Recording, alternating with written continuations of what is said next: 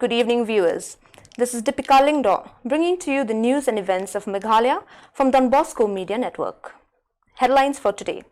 Meghalaya Chief Minister Conrad K. Sangma announces the sanction of Rs 6.4 crore for the repair and replacement of old pipelines in Meghalaya constituency. International Literacy Day celebrated across the globe. Protest mounts as extension of NEHU's Vice-Chancellor tenure anticipated. And United Democratic Party leader Dr. Jemino Mautho favours introduction of Ropeway in Meghalaya. And now the news in detail. Meghalaya Chief Minister Conrad K. Sangma today announced the sanction of Rs 6.4 crore for the repair and replacement of old pipelines and feeder lines in Meghalaya constituency. The funding for the first phase of work is being met through the ATL Mission for Rejuvenation and Urban Transformation, AMRUT, a centrally sponsored scheme for urban development.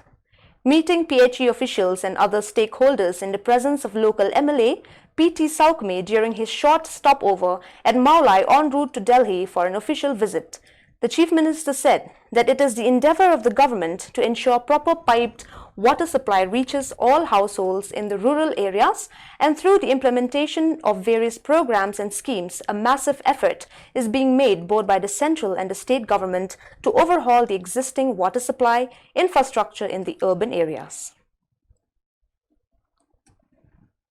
Today, the 8th of September, the Joint Action Committee comprising faculties and staff of the Northeastern Hill University Teachers Association, Non-Teaching Staff Association and NEHU, along with the Meghalaya Tribal Teachers Association, META, held a silent, peaceful march from the premises of the NEHU Library to the administrative building to protest against any proposed or intended extension of the tenure of the present Vice-Chancellor of NEHU.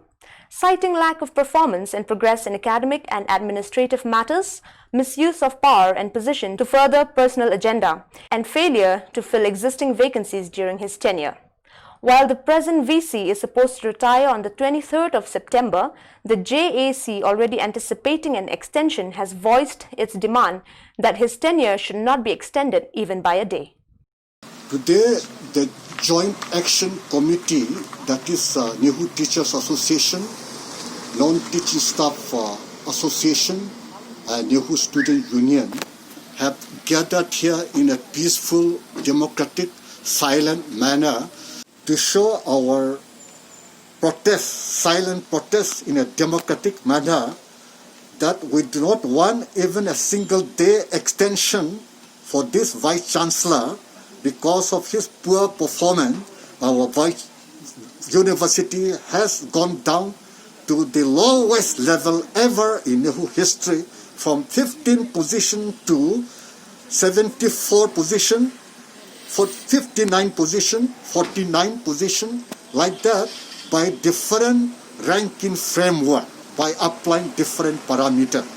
If his tenure is extended, we, the Teachers Association, along with Non-Teaching Staff Association and the students' body, we are not going to allow him. Democratically, peacefully, we will make sure that he does not continue, because for his continuance means further destruction and further damage to our university, and ultimately the people of Meghalaya will be the greater loser. Even while removing, he has not followed any statutes or ordinance. He has violated all statutes, and so he does not deserve to be Vice Chancellor. Because anybody in power, it's very unfortunate when one misuses that power, and it is a shame on one of the oldest university in the Northeast to be condemned in this manner. And in not just one or two cases, there are so many. There are people who are, suddenly there is an upsurge of court cases from NEHU teachers, from NEHU employees. Why is this happening? Because it is just a mismanagement and arbitrary approach to everything. Because problems are always there. We are also administrators. We face many problems with students, but we try to solve them.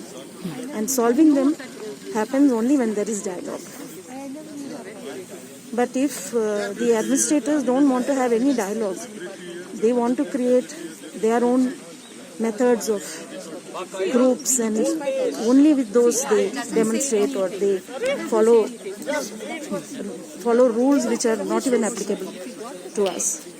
And it is nothing but violation of your church, misuse of your church.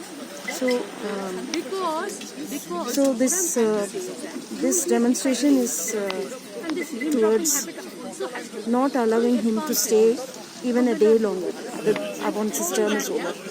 We appeal to the UGC, we appeal to MHRD, because we have also complained to many quarters, because it's an injustice done to me. At the individual level, I have complained to the PMO, I have complained to MHRD, I have even filed RTI, I have complained to Women's Commission. I have not left any quarter, The only thing probably left is human rights and maybe my Fulbright, because I'm a Fulbright scholar. I'm a Fulbright alumni. And having been a Fulbright, we are Indian ambassadors abroad. We have learned the responsibility of representing our country, and we will never misuse our power. So it is really demeaning to have that the VC has removed me, not taking into consideration that I don't have a single black mark in all these 26 years of my career in two central universities, Assam University and Northeastern Hill University.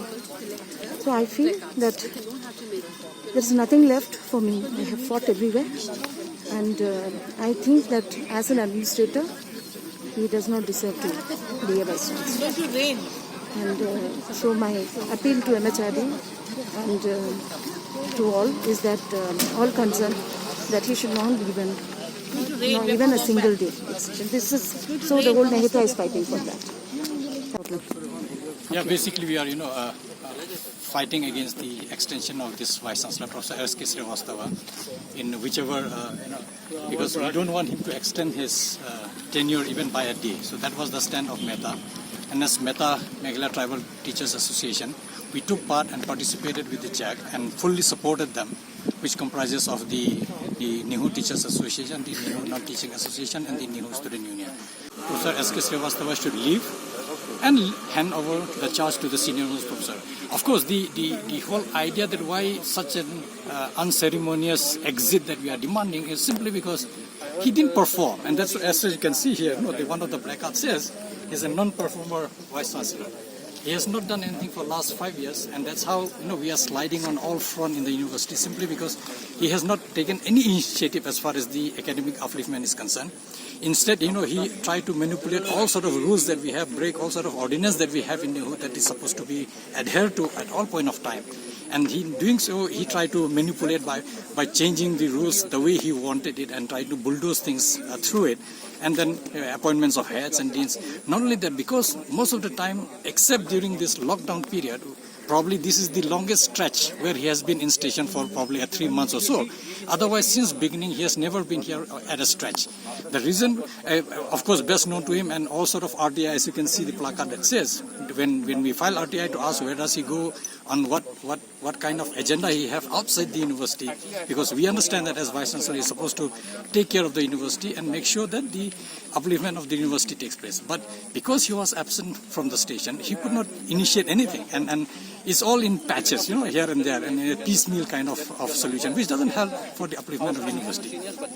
And that's precisely where it is so important for us to make sure that he leaves on 23rd, come what may, and that's what has been our stand as META, that we are ready for a prolonged fight. If God forbid it's really extended even by a day. I mean, we want that on 23rd, he must hand over to the senior most professor.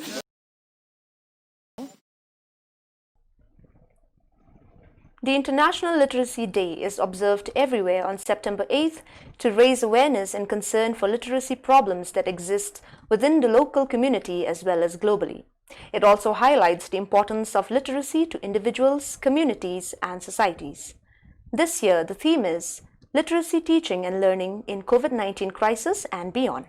As per UNESCO, 773 million adults and young people still lack basic literacy skills.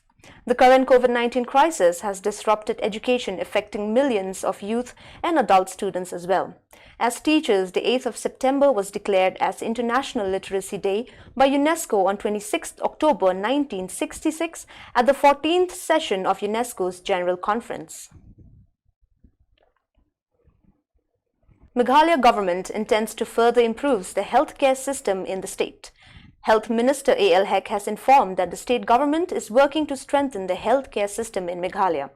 After the meeting with all deputy commissioners and district medical health officers via video conferencing, he said that all deputy commissioners of the 11 districts will be chairpersons in their respective districts to work out the modalities to upgrade all existing PHCs and CHCs, including dispensaries. He added that the state government has sanctioned 75 crore rupees to upgrade the existing infrastructure and strengthen the healthcare system. Further, he said that strong coordination is needed with all stakeholders and the work will be executed on a priority basis. The leader of United Democratic Party, UDP leader Jemino Mautho, is in sync with Meghalaya government's idea to have a ropeway around in order to boost tourism in the state. Speaking to the media, Dr. Mautho said, the introduction of ropeway will attract the visit of large number of tourists in the state. He said having ropeways in the state is ideal as the state is blessed with natural scenic beauty.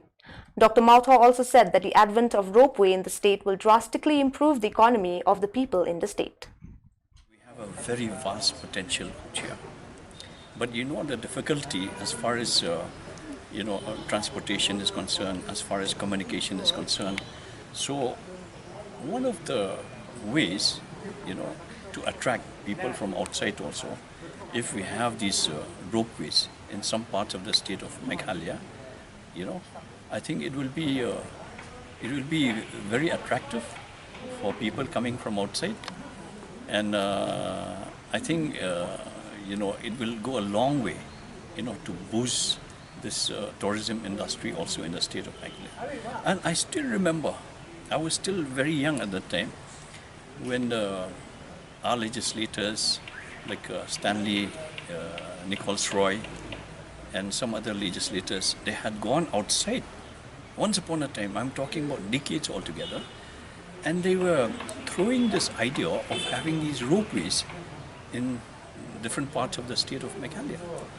So right from that time till today, it has not really materialized, although you see in some ways, in a very rudimentary form, these roadways are there, in the rural areas where the transportation of goods are there, but in a very rudimentary form.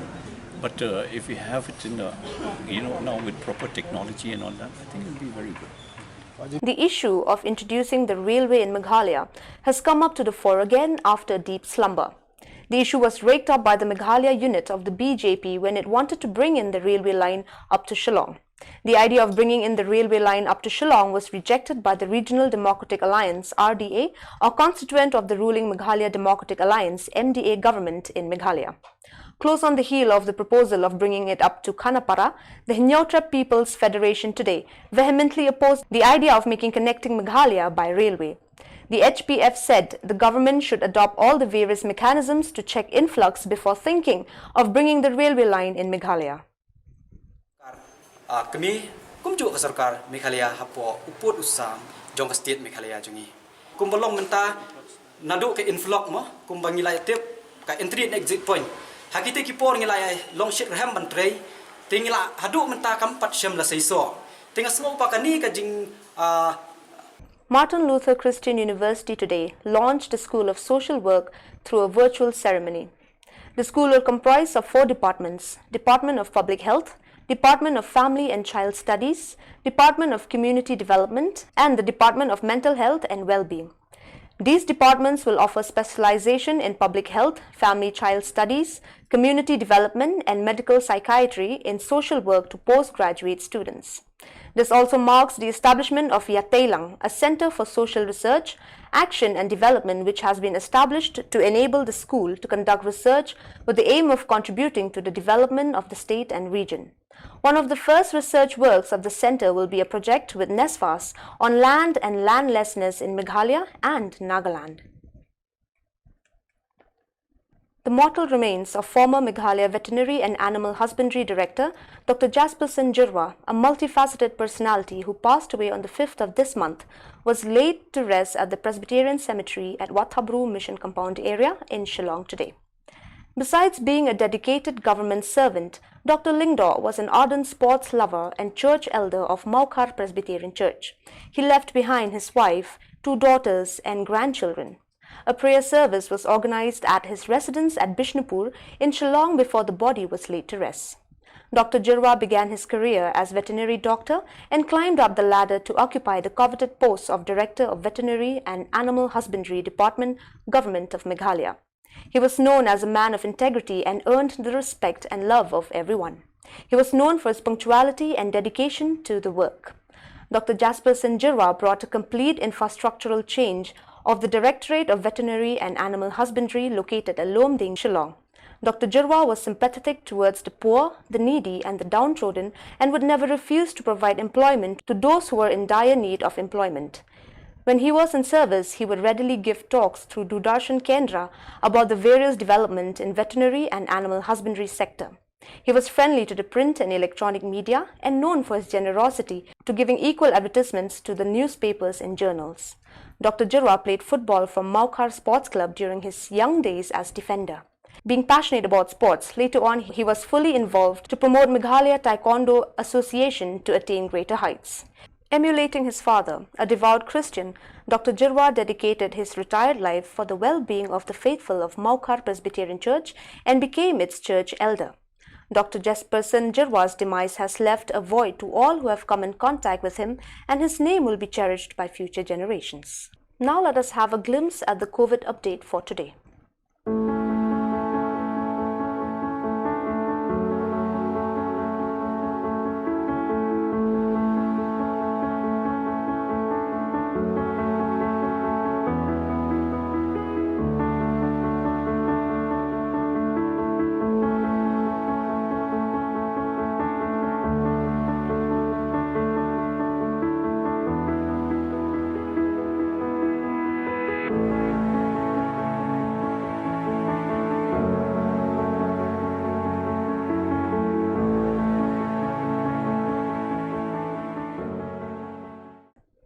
So viewers, that is all we have for you today.